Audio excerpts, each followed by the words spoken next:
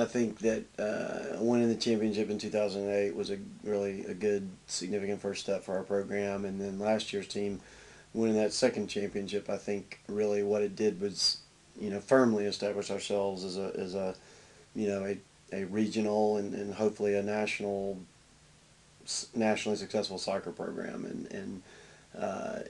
I think that's carried over well into the recruiting landscape because people know that we've got such a successful soccer program, that we were in the NCAA tournament last year, which gave us a lot of exposure.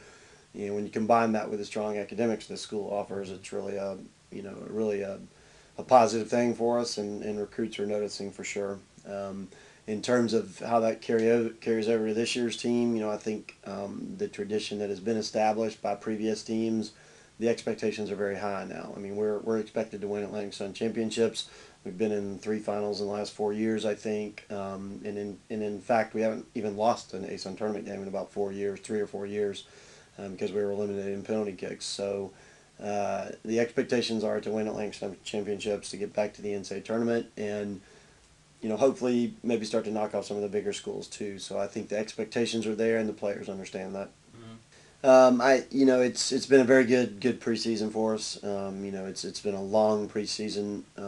We started August 3rd and really just concluded our last 2 days yesterday. So it seems like it's been a little bit longer than usual. But in terms of quality, I think it's been right up there with one of the better preseasons I've had since I've been here, and that speaks well to the players. And I'm talking about work rate and leadership and new players listening to leadership and being willing to learn and working hard and following our team values. And so I think it's been a very successful preseason, and that's just going to do nothing but help us in the season.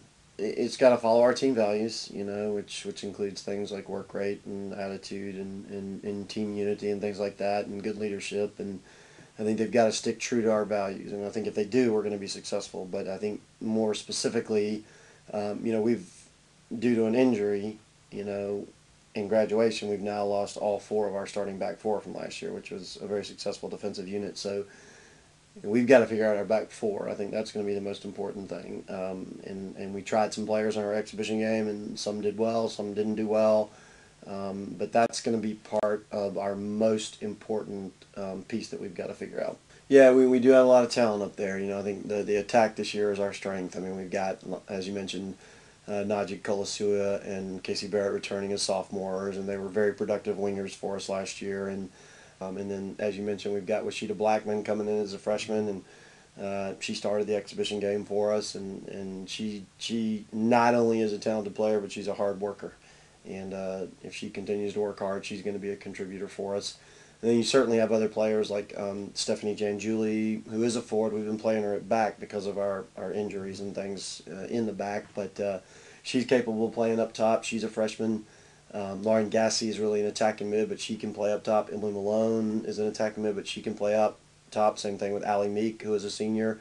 So I think the up top is it's a strength of ours. Yeah, I think we're having to move. Last year's starting group was Olivia Tucker and P.A. Upson and Emily Malone, and then of course Kaylin Horton got in there and started a lot as well. But we had to move P.A. to the back this year, which we'll do. So Olivia will be there as a defensive mid. Danielle Hesse is earning that other defensive mid spot right now, and she's a junior, and she's a hard worker. She plays well in the air, does well in the air, and she's just a good kid. And right now she's got that position. Brianna Stampler is a girl that can challenge for one of those spots as well. She's quite a good player and has done well this preseason. As for the attack commit, it is a battle. I think we wound up with Olivia Tucker there last year actually, but Emily Malone got several starts. Allie Meek got several starts there.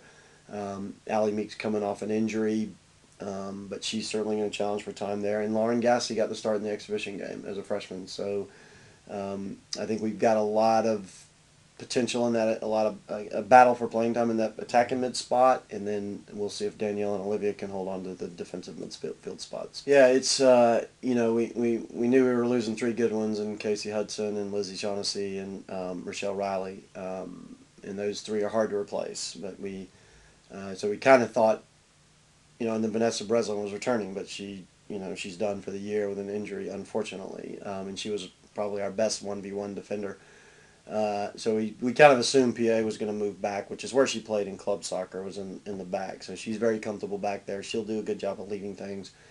Uh, Several other injuries to Jesse Cupstas and Kristen Hageman. Those are players we thought were going to come in and challenge for time.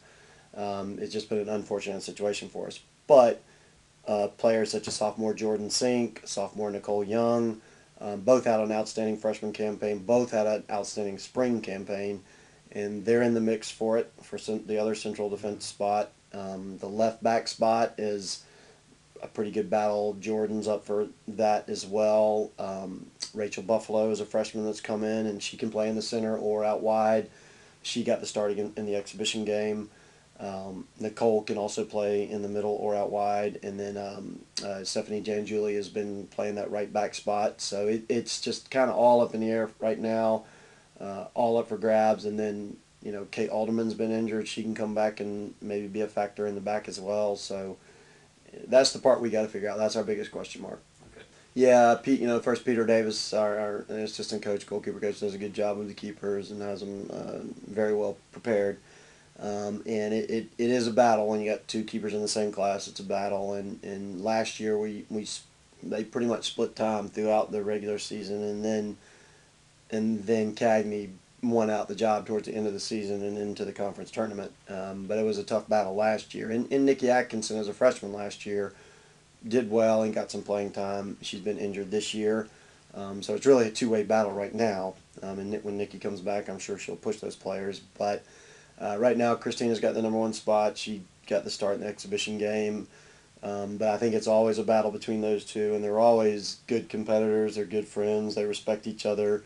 So it's a good, healthy competition, and they do push each other, and it could go either way this season. Yeah, we've got we open with Jacksonville State Friday, and they're always a well-trained team and always very fit, and they're always gonna challenge for balls and fight for balls, and we're expecting a good battle against them. And they tied Kennesaw State in their exhibition game, so we know it's going to be a tough game. And then we move on to some in-state rivals with Georgia Southern and Georgia State, and those are always big games for us just because they're in-state rivals. And and then I think we go down to Florida Atlantic, which is always a strong team, and I know they'll be strong again, and that's going to be a good trip for us.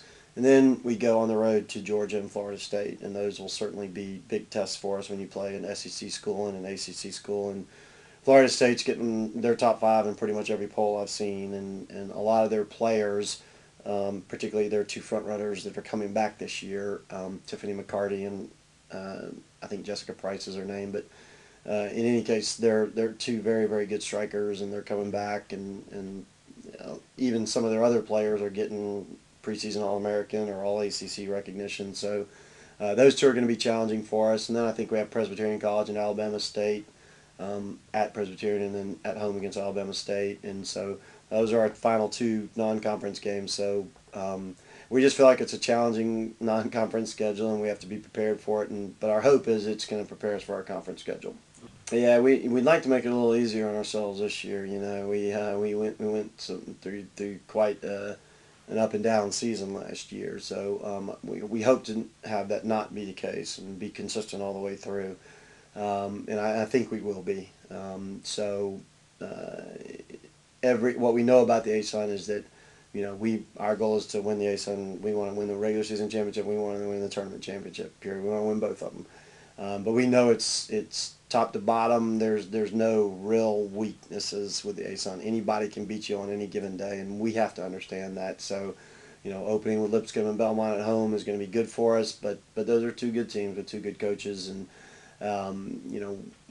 we know that's going to be difficult. And then I think we're after that it's North Florida and Jacksonville down there, and those are two good teams. We're turning a whole lot of players, good attacking players, also two good coaches, two good programs.